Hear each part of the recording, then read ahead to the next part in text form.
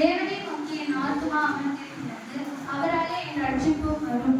எதுவரைக்கும் நீங்கள் அவரே என் கண்மலையும் என் ரட்சிப்பும் என் உயர்ந்த அடைக்கலமுமானவர், நான் அதிகமாய் அசைக்கப்படுவதில்லை. எதுவரைக்கும் நீங்கள் ஒரு மனுஷனுக்கு தீங்கு செய்ய நினைப்பீர்கள், நீங்கள் அனைவரும் சந்தரிக்கப்படுவீர்கள், சாய்ந்த மண்ணிற்கும் இடிந்த சுவருக்கும் ஒப்பாவீர்கள். அவனுடைய மேன்மையில் இருந்து அவனை தள்ளும்படிக்கு அவர்கள் ஆலோசனை பண்ணி அபத்தம் பேச விரும்புகிறார்கள். தங்கள் வாயினால் ஆசீர்வதித்து தங்கள் உள்ளத்தில் சபிக்கிறார்கள். என் ஆத்துமாவே தேவனை நோக்கி அமர்ந்தது. நான் நம்புகிறது அவராலே வரும்.